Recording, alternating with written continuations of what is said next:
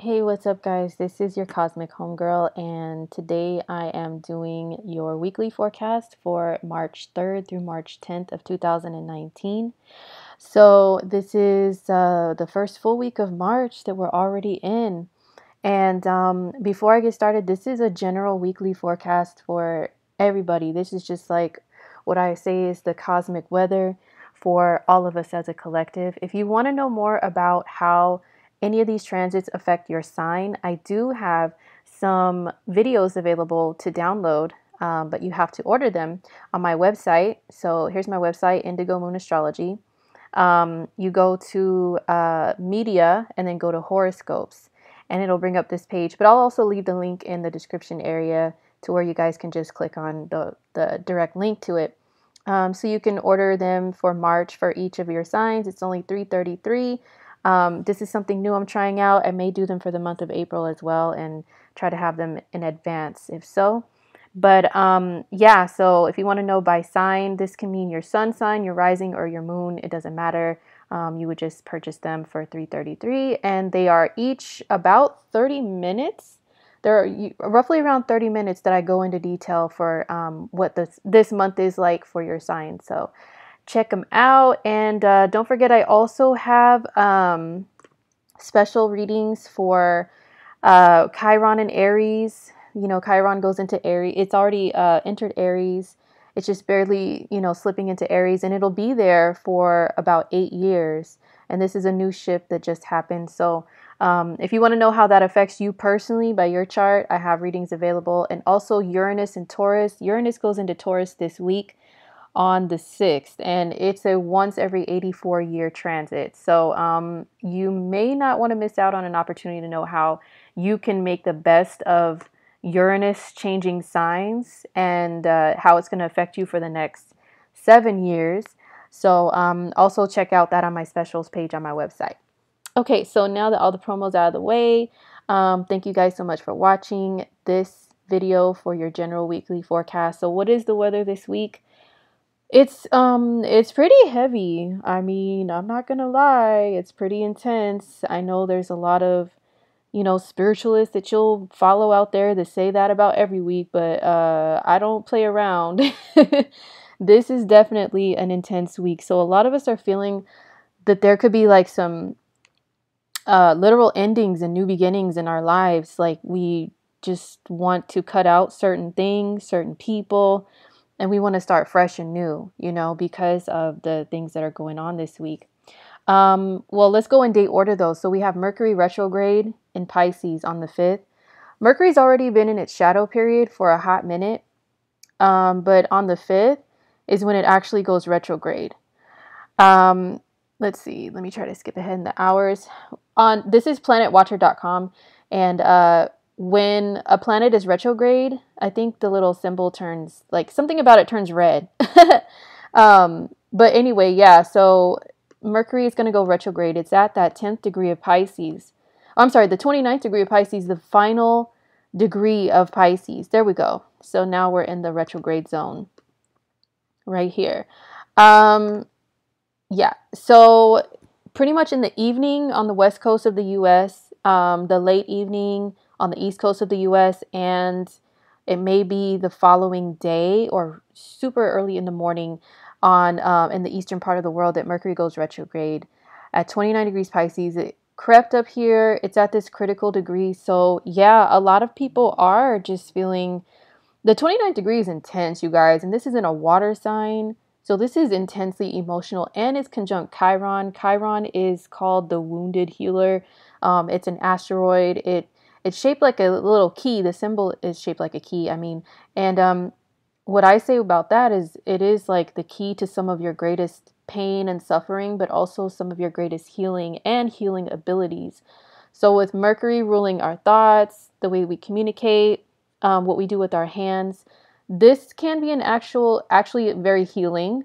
I tell the truth. I tell both sides about everything, the good and the bad. But the good about this is if you are a healer, if you do any type of healing work, that doesn't always have to mean like the spiritual, metaphysical, occult stuff. It can mean even if you are like a practitioner of some kind of physical, medical healing field, this can actually be a decent transit for you because, you know, it can maybe bring back some skills that you have, or, you know, make you feel like more of a sense of empathy to want to help people.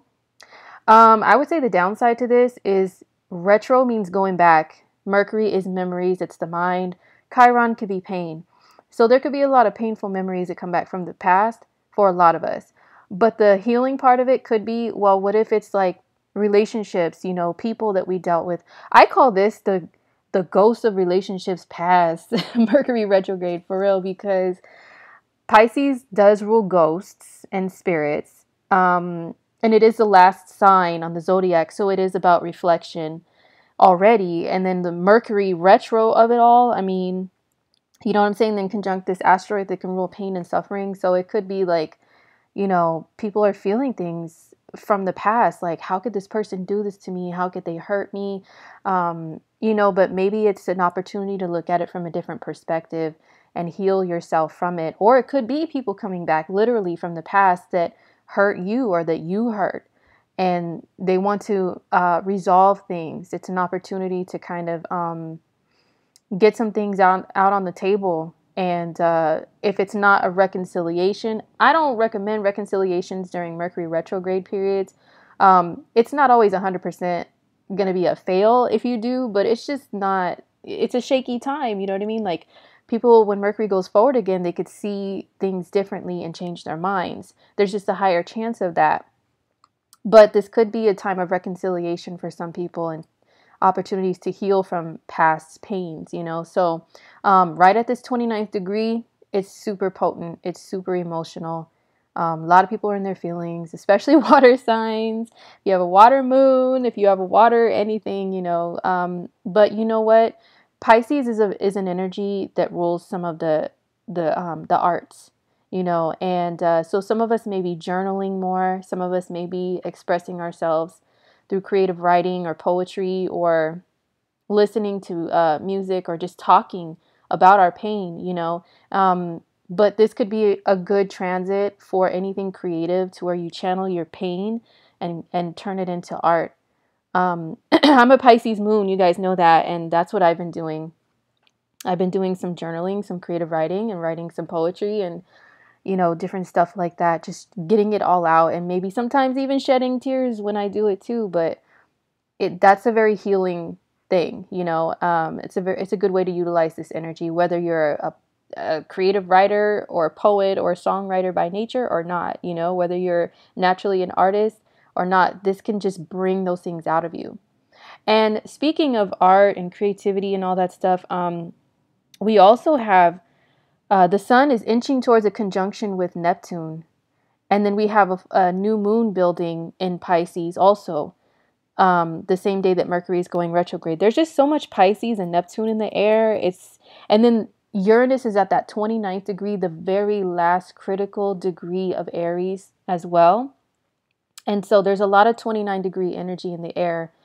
So a lot of us could be like, well, you want, like I said before, you want endings to things, you want new beginnings to things. There could be cutting off of certain things, certain people.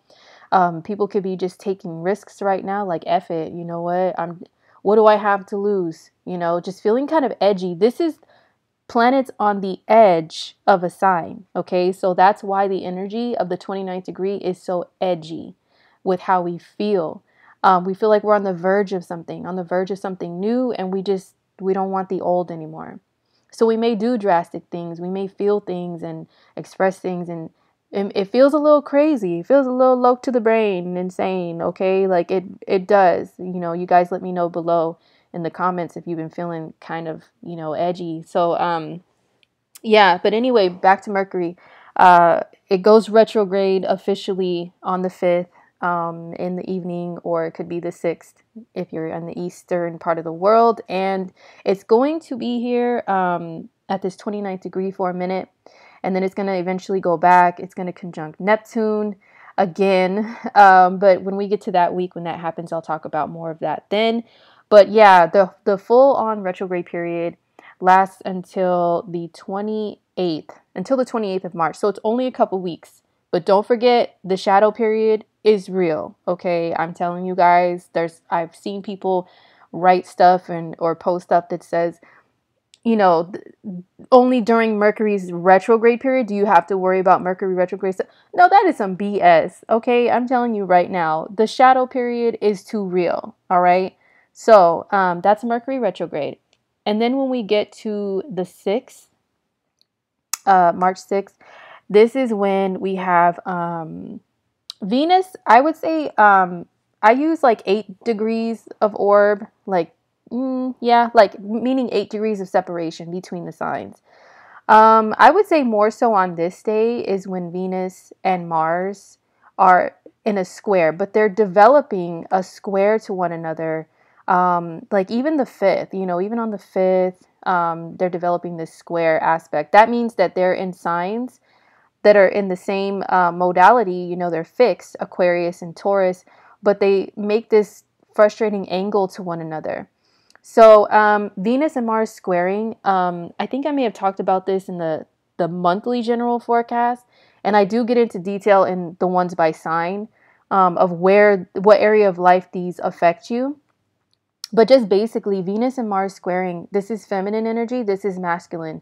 This can mean within yourself, the feminine and masculine are battling it out, trying to find some sort of balance. Like, are you too much of a softie in your feelings all the time and not action oriented enough?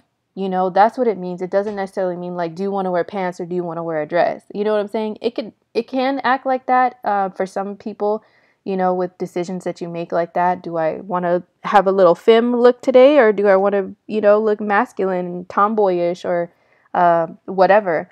But this could be emotional stuff, even, you know, this can be frustration between people who have a lot of masculine energy and people who have a lot of feminine energy too.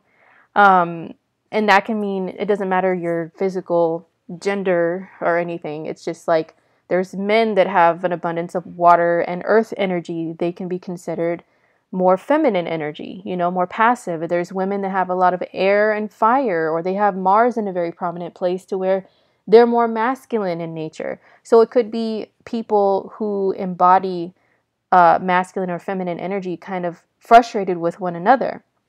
And yeah, this can mean your basic like male and female couples, you know, or couples in general, just kind of being frustrated.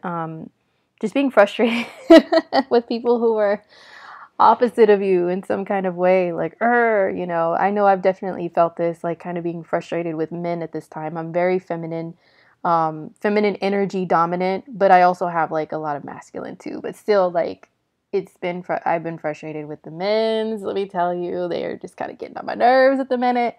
But even for them, maybe, you know, maybe I'm working their nerves, or maybe other women are just, it's just like I love them and I want them, but they're just annoying right now. You know, why can't they just do right?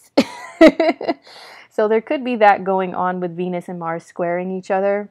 And they're in fixed signs, which are very stubborn. You know, this is a stubborn energy. Maybe people just aren't wanting to budge at this time. So this is going on for the majority of the month as well. And also in the month of April, we're going to have this again, except in different signs. It's going to be in Pisces and Gemini, and that's going to be fun. But I'll talk about that then. Okay, so on the 6th, this is when we have the new moon in Pisces. We have the new moon in Pisces happening, and we have Uranus going into Taurus. So we have a lot of fun stuff happening on the 6th. So let's go back. I'm going to go back in the day a little bit because I want to go in order talking about this stuff. So the new moon in Pisces, this is like early in the morning.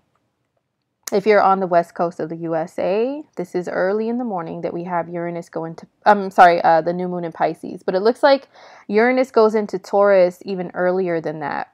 So let's talk about that first. And I know I've been promising you guys a Uranus and Taurus video, talking about it through the signs. I do still plan on doing that. I've told you guys, a lot of you, that I do work. Oh, looks like it could be the 5th. Yo, look at. Okay, so it looks like it could be. Wait, I had the 6th written down. Wow. Joy, Mercury retrograde. Okay, so I guess it is March 5th if you're on the west coast of the US, but it's March 6th if you are on the east coast or if you are on the eastern part of the world, Europe and even more east than that, that Uranus switches signs into the sign of Taurus. So on the 5th, look at this, 2959. That is very, very potent, very strong. So we're wrapping up some Uranus and Aries stuff. Wherever Aries is at in your chart, this could be where you feel super edgy and just like, F it, I'm ready for a new beginning. I'm ready for a new start. I'm ready to leave a whole bunch of things behind. Let's bring it, you know? So I'll just talk about the signs briefly with what you're wrapping up with Uranus and Aries. And yes, I will do a Uranus and Taurus forecast video. And then I do have the personal ones available too.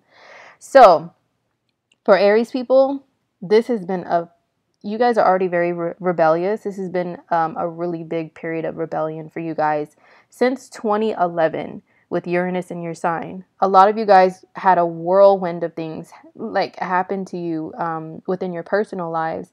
That can mean some of you got, married, divorced, and then remarried, or some of you guys may have like surprisingly had kids out of nowhere, or some of you guys just up and moved and relocated to other places, to other countries, other cities, and then maybe back and forth. Some of you guys went through periods of transformation with your looks, your appearance, just your identity, who you want to be known as.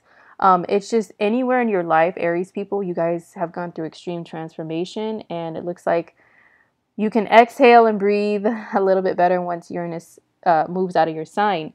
For Taurus people, Uranus and Aries, the last 7 years or so, 7 or 8 years, it's affected you in a spiritual way. Now, Taurus is a sign that is earth and it's fixed. So it doesn't always believe in anything that is not materially and physically in front of them. So this was a period of time where you had a great awakening to what is unseen, but is still real. It still exists. So you had a lot of spiritual awakenings for Tauruses.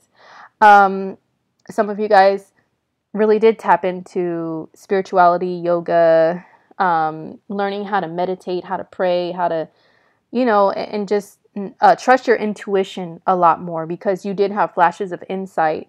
And sometimes you doubted that. And you were like, I don't know if this is really real. Yes, it's real, Taurus. Okay, it's real. All right. So for Gemini, Uranus and Aries, it affected your 11th house, which is the groups of people that you hang out with, the networks that you have developed, the even companies and corporations you've worked for and belong to.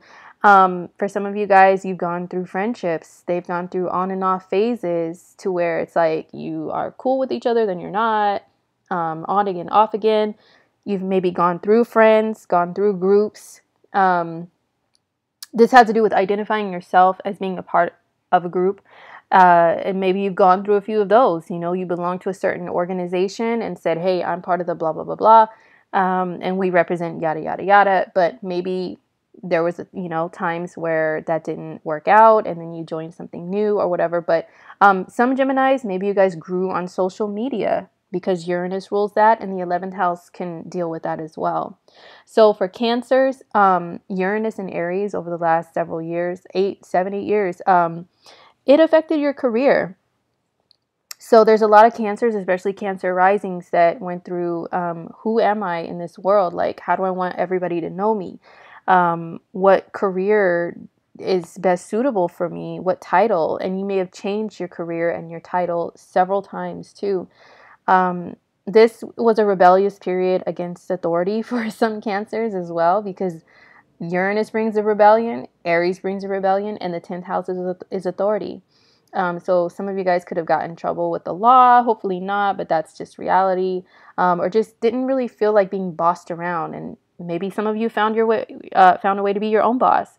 So that's for Cancer. For Leo, Uranus and Aries was in your 9th house. So some of you guys, I have Leo friends, Leo rising, Leo sun, and Leo moon. And yeah, you guys all experienced some new traveling experiences, gone to other countries that you've never been to before, just had your mind really opened a lot more to other cultures and to other places, and to the fact that you're a citizen of this entire universe and this planet, not just, you know, where you come from, where you're proud of that you grew up or whatever. Like, there's more out there than that, and you guys had opportunities for discovery. Some of you guys may have had on and off again things go on with schooling, like start school and then quit, start again and then quit, change your major a few times, you know. So there could have been some changes there, but maybe by now you guys have, like, hopefully figured things out. And then for Virgo, so Virgo, this Uranus and Aries was in your 8th house. So you guys had a lot of self-discovery when it came to how to deal with your inner demons and what goes on in your subconscious mind.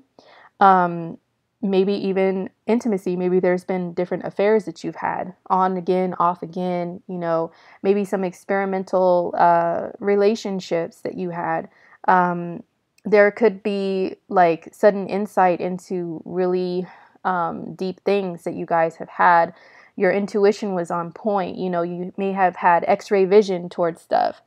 So yeah, there's a lot of inner work that you guys could have done. It could have been a little tumultuous, you know, for Virgo people, for like some, you know, on and off stuff to happen in the 8th house.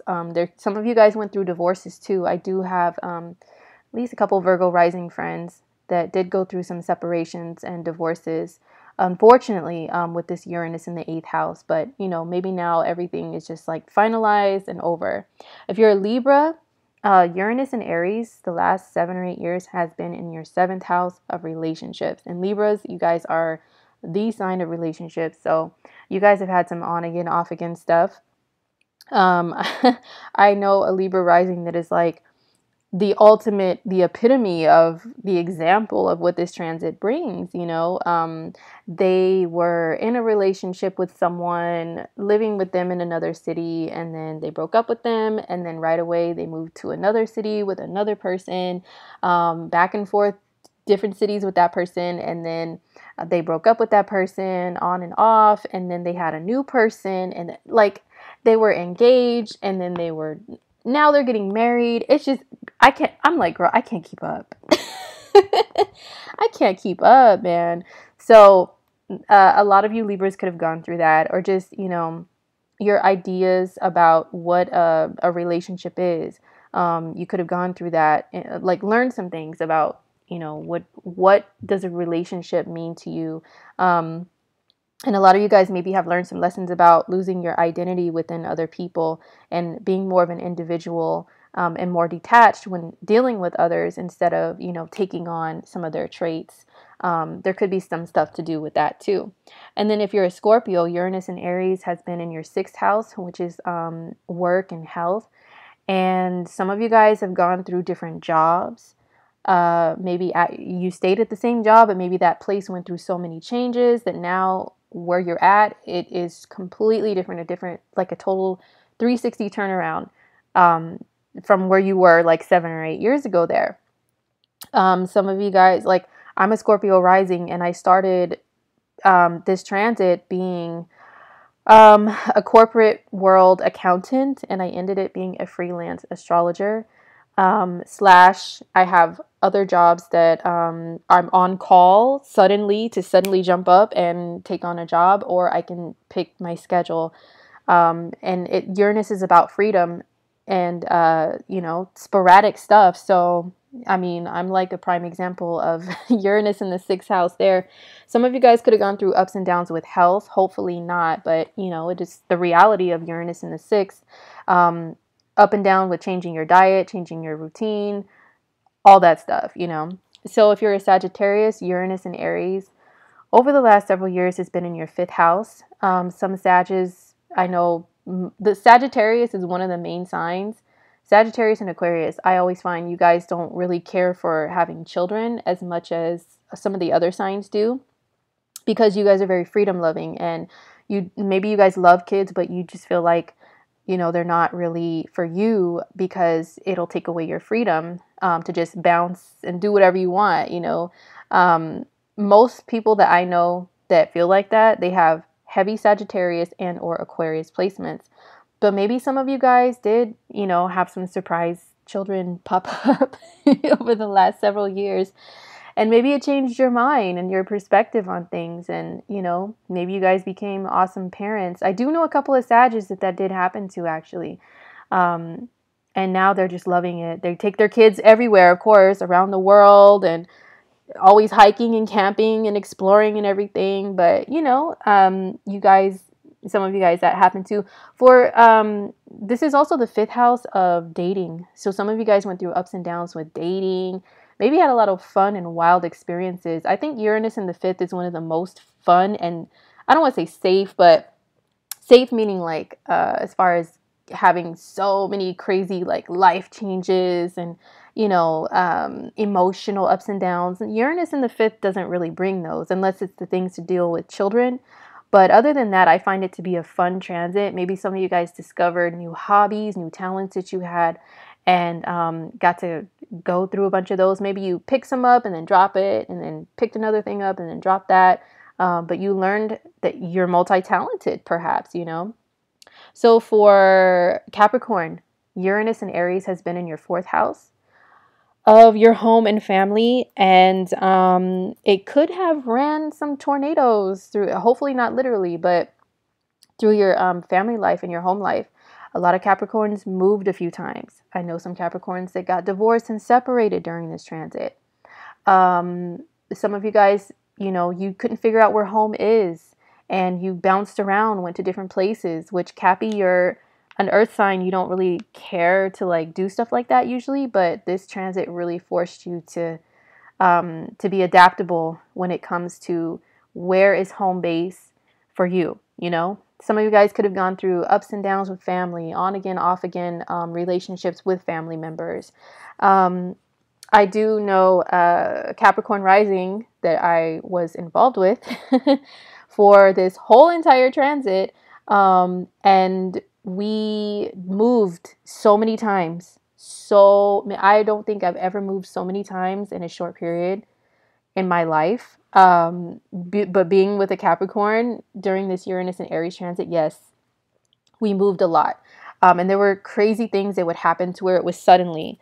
And it was like, we were renting a home, and then the owner just suddenly said, hey, we decided to sell the house, and you guys have like less than 30 days to move.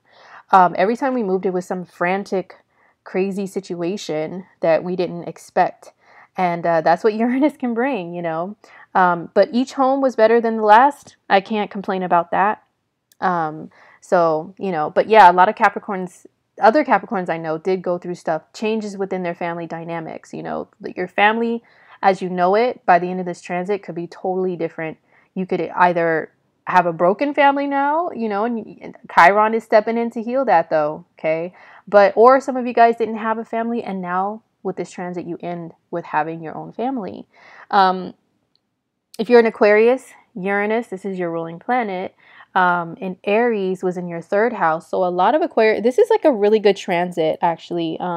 Aquarians, you guys were lucky. Uranus in your 3rd house is the mind. So maybe, and it's skills that you develop. So some of you guys could have developed like some really cool skills with like some things that, you never have even thought of trying out. You tried a lot of new things. You were curious about life and the world and learning about it. So, you just kind of went on this little discovery mission of a lot of different things, read about a lot of stuff. Maybe you took some classes. You guys could have taken a lot of different trips that are just short, quick little trips that are random and unexpected, and, satisfied your curiosity about stuff with that. You could have gained even more of a brilliant mind. I admire the Aquarian mind. You guys are called the geniuses of the zodiac, which sometimes you guys can get a big head about, but I'm going to admit you guys really are brilliant people. So this probably brought more of that to you. And some of you guys worked in media and in radio and television, like broadcasting during this time. Maybe you had some ups and downs with that. I used to work in radio and broadcasting myself, and I have a lot of colleagues still, that I'm in touch with, and they're Aquarians, and they did go through this, switched around stations a bunch of times and stuff like that. So if you're a Pisces, Uranus and Aries over the last 7 or 8 years, it was in your second house of earned income. So a lot of ups and downs with income for Pisces people. It could have been that you guys were, you had different jobs, like all the water signs could have gone through that, different jobs, ups and downs with the same company. You guys could have maybe found a cool and creative way that you made money, that was based on like your talents and your skills and not just working for a regular paycheck. Yeah, I know some Pisces people that have done that. I'm a Pisces moon, so that applies to me too. The moon is like how you perceive things and how you feel about stuff. And that is how I felt this whole transit. Like, there's more for me to do than just punch a clock, sit there at a cubicle all day with my soul and creativity draining away. There's more that I have to offer. So I would do things on the side that were very creative to make money. Besides just, working for a paycheck. So a lot of other Pisces people, you guys could have done that or discovered the best way for you to make money. And it could just be one job, but ups and downs with money too. Maybe you guys had some financial ups and downs. Maybe you figured out wants versus needs, with how you spend your money. And lastly, that was the last sign. Okay, yeah. So that's Uranus and Aries, that we're finishing up. That's what you guys are finishing up. That's what you can reflect upon before Uranus steps into Taurus. So whatever I mentioned for your sign, that could be the area of life that you're kind of cutting some things off. You're starting something new. You're being daring. You're just like, F it, like, let me just take a risk right now. I can honestly say, even right now as I'm recording this, as this is finishing up in my 6th house of work, I accepted a job that is a risk. And I really don't know if I'll know what I'm doing when I'm doing it. But this 29th degree, though, is like, F it. What have you got to lose? Take a risk, So a lot of you guys could be feeling like that too. All right, so that is Uranus moving into to the sign of Taurus. So it's on the 5th or the 6th, depending upon where you live. Now let's dive into this new moon in Pisces. And once again, I talk about this new moon in particular for your sign in the monthly videos that I offer on my website. But just in general, this new moon is at 15 degrees. We have Neptune at 16 degrees. So, and we also have this moon making a great aspect to Mars and to Saturn.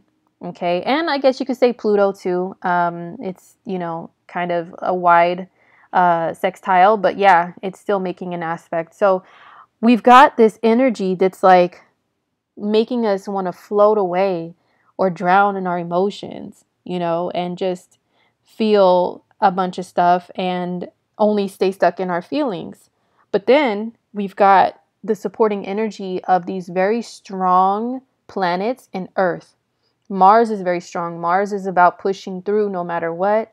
Saturn and Pluto can be about that too. Saturn is about hard work, discipline, staying on task and staying on track. Pluto is about transforming things. It's about power, hidden power and strength, and those stores of power and energy that you just seem to pull out of nowhere when you're in life or death situations.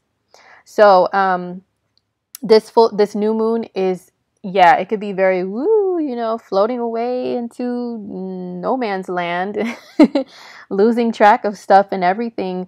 But the good thing is it's supported by Earth, by grounding Earth energy in these strong planets, So what this means to me is Pisces is very dreamer, very like idealistic, very, everything is fantasy land and you only want to see fantasy land. But then in reality, you take off the goggles, Fantasyland goggles, and it's just like the place that you're looking at that you thought was so great is a wasteland. you know, but you put the goggles back on, you're like, nah, I don't want to see that. All I want to see is all this beautiful stuff, you know. Um, this song that I just heard from Ariana Grande's new album, it's called oh my god, what is it called? In My Head. It's such a Pisces Neptunian themed song, about painting a picture of someone in your mind, and you only see an angel, but everybody else sees a devil, you know, stuff like that. There's heavy Pisces and Neptune themes. I think Ariana has Neptune in her first house, if I'm not mistaken. But listen to it, you know, it's kind of like you only want to see someone or something for who or what you want it to be. But there's reality outside of that, which could be totally different. But so there could be some reality checks. Maybe they won't be super harsh because sextiles are very gentle influences, gentle aspects. These water and earth complement each other and work well together in the zodiac. So maybe there's like a subtle letting go of some things that you like ideally wanted or saw, and it's just something that is being supported, you know, not going to be jarring and harsh like, ah, you know. This is also very creative energy, very creative, very feminine. So, and this is energy about getting things done and having a solid plan. So this new moon could be about doing some creative things, coming up with some awesome ideas for stuff. Especially if you're an artist, this is your new moon. I'm telling you. It could be about dissolving down of something that you thought was for you, or you know, that you really thought a certain thing about, dissolving it down. Neptune is a dissolving energy, and you know, these supporting reality based planets are like helping you to kind of do the work to be on a different path. This could be creative stuff that you want to get outside your head and not just daydream about. You want to make it happen. These planets here will help you to make it happen. So that's basically what I feel like this new moon in Pisces is about. So it's about not getting too caught up in fantasy, but also, you know, and still allowing reality to settle in. But still believing in magic though. And I know that sounds corny when I say magic, like it's not pulling cards from behind somebody's ear or something crazy like that. Like magic is what is experienced and not always able to be explained, but it's real, you know. Pisces is the sign that rules all of that. Neptune, the ruling planet of Pisces, is the ruler of not just the oceans, the seas, and everything. It's not just emotional. It's also the key to the spirit realm. And the veil is very thin. This Sun conjunct Neptune week that we're having, the veil is super thin. So you guys need to pay attention, especially Mercury retrograde in Pisces as well. Pay attention to the dreams that you have. They can have some real messages. Pay attention to any signs and synchronicities you may receive. They could really be telling you something. There could also be messages from your spirit guides, if you believe in that, or if you have loved ones that have passed on, they're only in the spirit realm now. They could be coming through this week, you know. This is Neptunian transits are when they come through. Trust me on that. Trust me on that. I have some stories and some experiences that I could share. But yeah, that's the new moon in Pisces, and that's on the 6th. And then yeah, Uranus and Taurus. Or Uranus enters Taurus, but I'll do something that's huge. It's a huge transit. All I can say is things that Taurus rules are going to be poppin', trendy, and are going to change. Okay, so Taurus is ruled by Venus. It rules money, and it rules, you know, Venus rules beauty and products and things that are natural, things that we buy, you know, groceries and stuff like that, are resources. So expect for a huge change to happen there. Currency may change, and I'm talking about over this next 7-year period. Currency may change drastically. Food, like the food industry, there's lots of changes there. Beauty industry too. And expect for, I'm going to say this, expect for marijuana to be legal everywhere by the end of this transit of Uranus and Taurus. Because the last time I was here, I believe we had prohibition, and then they legalized alcohol. But of course, they put some regulations on it. This is a repeat in history of 84 years ago. So now what's the thing that we're trying to get legalized? So just keep that in mind. Also, things are going to become trendy that Taurus rules. Taurus rules the voice. Uranus rules broadcasting. We already had Uranus and Taurus for a hot second last year in 2018. And what happened there? What did we see a spike in? Mukbangs. I hate when people say mukbang. It's mukbang, okay? Eating videos. Taurus rules food and eating. And Uranus is broadcasting. So there was a spike in that. There was a spike in podcasts, which is your voice, Taurus, and Uranus broadcasting. There was a spike in ASMR videos, Taurus, the voice, and the senses being satisfied by soft, noises and stuff. And then Uranus, which is, once again, broadcasting. So that's just a little tidbit. Okay. Now we have on the 7th, that's when the sun comes into a conjunction with Neptune. And this is going to be a day where a lot of people are going to be in La La Land even more. This is already building up. And, this morning my mom was like, oh my God, I can't find my keys, and was late to work. I can't find my keys is a totally, it's like a classic Neptune transit, Pisces transit phrase that you will hear. I can't find my keys. I can't find my glasses. I can't find my wallet. I think I lost my debit card. What was that again? I don't remember. Yeah, Neptune is fog. It's fog. So we're all going to have brain fog. So a lot of people are going to be like so out of it, just in dreamland. Excellent day for just chilling, watching movies, listening to music, doing creative stuff. Doing absolutely nothing, sleeping, Pisces and Neptune will sleep. Pay attention to your dreams that day, because they may be like super crazy and maybe have some messages for you. This is also a day to where the veil to the spirit world will be super thin. So pay attention. If you believe in or are open to like mediumship, if you have mediumship abilities, they may be very strong this day. Or if you want to see a medium, this could be a good day, because, spiritual messages may come through a lot easier. They will flow.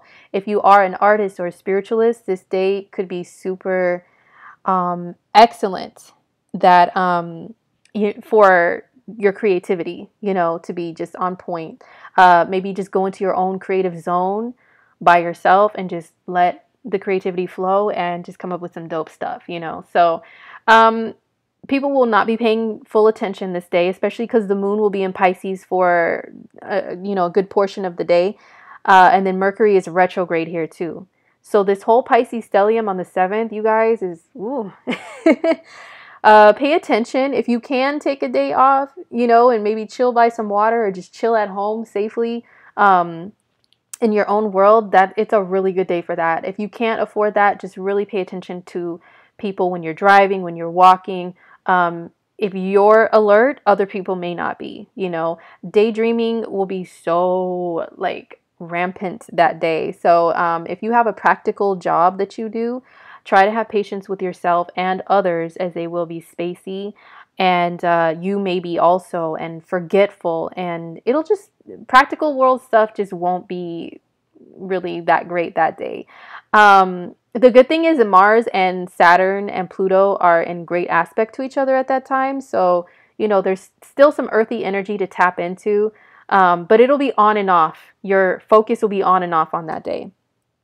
And then finally on the 10th, we have Mars in a sextile aspect to Neptune. So Neptune is at 16 degrees of Pisces, and then Mars is at 16 degrees of Taurus. They're in energies that complement each other. So this is, and then Mars is being supported by Saturn and Pluto still. So this is another like, hey, I want to make my dreams happen type of an energy. And, these these other planets are like, okay, well then what you won't do? Like, what are we going to do? What actions are we going to perform? What steps are we going to take to make these things happen? So dreams doesn't have to mean necessarily like creative stuff. Creativity doesn't always have to mean art either.